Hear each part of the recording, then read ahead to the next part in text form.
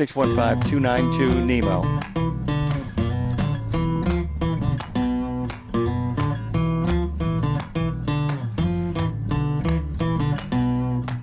Hey guys, we're got our next guest all set up and ready to go. Dave, would you care to do the honors and introduce Abby Griffith is joining us. Abby, good morning and welcome. It's good to meet you here over the table.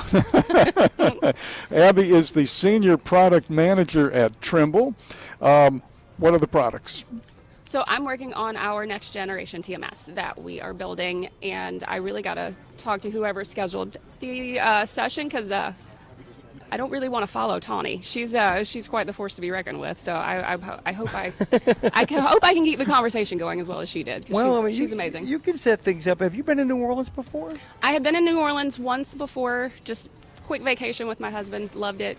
How many days were you here? 2, 3. Not too many, but. Do you remember what you did? So are you setting me up? No, I know. No. It's a Vegas question, though. People often get people are like, well, it's kind of a bummer. Do you remember what you did? Yeah. Oh, yes. I mean, we did a little bit of a bar crawl. Did some of the cool cemetery things around town. Yeah. And we have one, and our studio is less than 7 blocks from where all the chefs and the musicians are buried, right by City Park. So yeah, it really is a groovy place. Isn't it is. Yes. The personality that this city brings is amazing. So yeah, really excited to be back. Since you're excited to be back, you're also excited to be here at this conference. What are you looking most forward to? One, talking about our product, the next gen TMS, getting that out, talking to our customers about it, and then just engaging, getting feedback, making sure that we're on the right track for them. I'm talking to you about your product. I'm a guy who wants to invest in your product. What do you tell me? I'm telling you that we are focused on that user experience. That's what we're doing. Always leading with that user in mind, removing that swivel chair out of the operations that transportation companies usually see, and just again focusing on the movement of goods. How do we do it better? How do we make it more seamless? You got a next generation of transportation guys coming up. How do we get them into the industry quick, seamless, and get them up and running quickly? Transportation management system, and I kind of had some fun with Tawny, going through the alphabet soup here. Oh, yeah. In fact, we do a little promotional ad with all of the alphabet soup entities now, in the trucking world and the government world. So TMS, Transportation Management System. The guys with horses and buggies had transportation management systems, right? Yeah. In other words, so we think of this as something new because now we're in the digital age and everything. But this is something that is as old as the wheel. Have you ever seen there's a book on the whaling industry in the 18aughts and 1820s, and it's the Silicon Valley of its day. I mean, in regards to new technology, shipping and all this stuff, and how they were figuring out how to get ships into the harbor, because whale oil was lighting people's houses, and all of the modern transportation is a great book about it too. All the modern transportation system comes from people with big boards and chalk and writing that stuff out. And basically, you guys are making it smaller and smaller and smaller, but it's there. But you said the user experience. And that's the thing, isn't it? As the technology gets up to a place where everybody kind of offers the same technology, one platform or another, it really is about taking that technology and making it more user-friendly and really serving the customer. That's what separates folks, right? Yes, and it's one. There's so much data out there. There's so many amazing vendors in that supply chain, but it's disjointed, right? You may have one user that's got 5 tabs open in 3 different products, and they're trying to, balance them all and get through their day. See, Dave and I have no knowledge of what it's like to have 25 tabs open while trying to do a show. Just not our thing. Just not your. Yeah. I'm not sure I believe that, but you see what, and you're trying to balance that, and you have loads, and you're dealing with external factors, and all of those types of things, and trying to find the right information at the right time. It's a challenge. So that's what we are trying to focus on. What we're trying to bring to that user is what information do they need right now at this point in time to make the right decision for their in their day, in their workflow. a lot of folks, and I don't want to overstate this, but a lot of folks have said that the takeaway from COVID was, well, COVID didn't really invent anything or start anything, but it did accelerate everything. So we got caught up in the whole world got caught up in the acceleration. So you are caught up in the acceleration. Is that acceleration self-perpetuating in a sense, whether you want it to or not? In other words, do you need a next level at this point, or do you just have to do it because why? Well, it's you're getting a lot of the carriers are facing some external factors, right? Your shippers are demanding more, and so that's a lot of the driving force behind a lot of the changes is, what are your shippers requesting? And that's driven from consumers, right? We have a phone. I can get information immediately, and that's where we're at. Well, the end user, it's going to be the dispatcher or the load manager or the driver, right? Yes. Or especially the owner-operator driver. But you mentioned the consumer. We forget the consumer, don't we? That's the real end user. That is the catalyst for everything, isn't it? Yep. And where does that guy get his ideas from? Well, that's where we're on the Amazon, where I can order something immediately. I can track it. I know exactly where it is, and it's bubbling up and coming further in the supply chain. I eat oatmeal every day, and I order it from Amazon because it has no sugar and salt. Okay. I actually delayed my shipment yesterday, so I would save 6%. Yeah. In other words, so it's come down to that for the consumer wanting to save 6%, wanting to save an hour. Yeah. So we're all caught up in the same ball of wax. So you're looking to save down. 6%. I'm looking to save now. I want the thing now. Yeah. Is there a way that I can literally do it? And it's interesting too, because they're figuring out ways to have certain things that are easily delivered closer to everybody. But part of what I always kind of struggle with TMS, and I understand it, but it's like, so who is your optimal customer? And if you don't have an optimal customer, if you have like 5 or 6 of them, what are they looking for? Like when people come to you and say, I need this, what is the thing you hear the most, or what are those series of things that you hear the most? So what we've kind of kept in mind, and when I say like that user experience, so like I spent 20 years on the carrier side. I was a customer service rep. I was the young kid right out of college booking Kellogg's loads and making sure your oatmeal got to where it was. Little LTL going on there. LTL. Making sure you have your oatmeal in the morning. And I was that load planner that was making sure the truck got where it needed to go to pick up and deliver on time. So that's when, as we're building it out, that's the user that we have in mind. That's that customer profile. That's who I'm speaking to.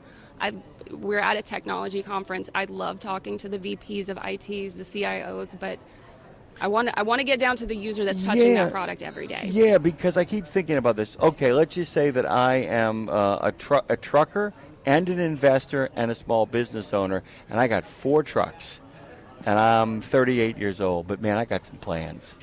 I got some dreams. You know what I'm saying? And I know that if I can get the back end of my life in order, that I can actually grow this real fast and real furious. Are you the guys for me? That we would be the guys for you. Okay. Yep. Because that's who we talk to. Yeah. That's who we talk to. We talk to guys who've been working for carriers for a while and are ready to make the move. They've got their little nest egg, they've made plans, or they've got their 2 or 3 trucks, and they lease on to 2 very, very respectable carriers for whom they get a lot of service. Yeah. And they need that. They're your guys. Yes. Okay, 100%. fantastic. We can do that. That's a good question. Yeah. It really is. I mean, that's really what it kind of comes down to, because we have some friends in this area of the industry. We have dinner with them, and I got them there. You actually answered it from the get-go, but there's a sense of a lot of people when their truck drivers go, "What the hell is a TMS?" And what do I need that for? I've got a phone and a truck. Yeah, and you want to say, no, we're fixers. I mean, in the most Irish politician sort of urban area way, the word would be fixer. In the deep south, in a rural community, is I got a guy. I mean, yes. I would like to be your guy for sure. And that's what you guys do, and that's really cool. And so why is this event, in regards to the guys and the gals who help what is it? It's tough. It's smart guys and gals helping tough guys and gals. How does this conference help ultimately our listeners? What's important about this conference that you guys are all going to come back from the mountain and say what's next? What's happening? So it's the ability to touch our external stakeholders, right? Like I said, I've been on the carrier side for 20 years. I have my own opinions, but like go on. What's today? Exactly. I have a lot, but yeah. But I mean, we want to touch base with them, make sure that we're staying up to date with the challenges that they're seeing and that we're solving today's problems, right? I don't want to age myself, but it's been about 20 years since I sat in that CSR seat. We want to touch base with the guys today to say, all right, what are your problems? What are you dealing with? And make sure that we focus on the right things. So that's really it's the people interaction, the customer interaction that it's funny. The people who work the best in y'all's field, in this field, are the people who did exactly what you just said. One person once, I kept getting, and like I said, I know what it is. I'm a smart guy. I can read. So can Dave. But the number of people who would dance around and talk about how great their platform was. And finally, one guy, the best answer I've gotten, this is among one of the best answers I've gotten, guy said, I ask questions until I can figure out what's wrong. And then if I figure out what's wrong and we can help, I do. And that's look for the problem and solve the problem. Yeah. Yeah, that's what. So that brings up things. There must be some really rewarding moments in your life. Then I mean, there must be some people for whom the light bulb goes off, or the pocketbook improves for them. How does that feel? It's awesome. I mean, we did a demo of it yesterday with some of our advisory board members, and we talked about the swivel chair and just showing them some of the screens and how we're bringing all of that disconnected data together in the screen where the decision is happening. And it was, oh, okay, like you actually thought about it from a customer service rep standpoint. Well, yes, that was our intent. What's the interface like? Because the thing is, too, I was talking to a friend of mine about this. Dave and I were actually complaining about this. Is the number of people who love video games and then in their own professional life fail to give good tutorials. What's it? So I'm the guy. I got my 4 trucks. I'm 39, 38 years old. Beautiful wife. She actually works with me. We're doing this together. What's your onboarding process look like? Well, I'm going to say the due diligence that we're doing up front makes that onboarding seamless. So we are building out prototypes before we ever start the development process. Before we get those really smart engineers involved, we're creating prototypes. We're calling this guy with his 4 trucks and saying, hey, just take a look at this, navigate through it for us. Make sure that we've got the clicks right, that, we'll give you a high level, can you build an order? If he can build an order seamlessly, we got it right. If he can't, we go back to the drawing board. And so the intent's not to come to you and go, here's our TMS and here's our 90-page instruction manual on how to use it. If I got to come with you. So he's learning with you, and then in the process, you're using him. I don't mean that in a negative way, to learn what you could do better for him and for the next person that you on board. 100%. Yeah, I mean we're building that TMS for them. It's not my TMS. I'm not using it anymore. It's yours. So we're asking, right? Some engagement up front, a little bit of skin in the game. Give us some feedback, and hopefully they see it reflected in the product. I know one of the things that Dave and I love talking about is the personalization of things, that that one size does not fit all, and that there's room to kind of, almost like people's trucks, that people who don't want automatic braking systems, they don't need them, they don't care about them, not their bag, but they do want the side sensors. It goes on and on and on. Do you feel like that you guys are uniquely positioned? Do you feel like that's the future, the really personalized TMS, the really personalized system where each one looks incredibly different because each one has different needs?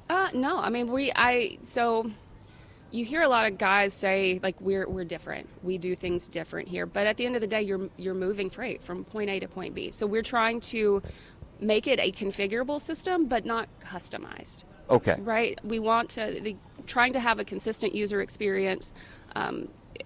Things that I would never consider. Thank goodness we have an entire user experience, interface team that makes sure that filters are in the same spot on every page that you land on. That it's a very consistent user experience there. But that not trying to make it customizable from that user standpoint. That's not a bad answer, by the way. I mean, you got a little bit of an apology. No. I mean, no. It's like I said, that's one of the things too, because some things have to be kind of kept simpler. That the idea that the language is consistent. Dave, we got to wrap it up, dude.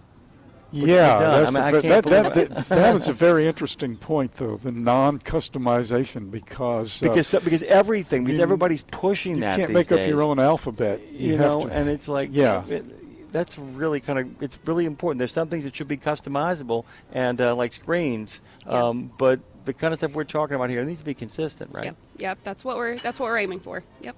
Dave, tell our new friend goodbye and reintroduce him. Goodbye, new friend. Thank you very much. Abby, thank you so much. So delightful talking to you and meeting you.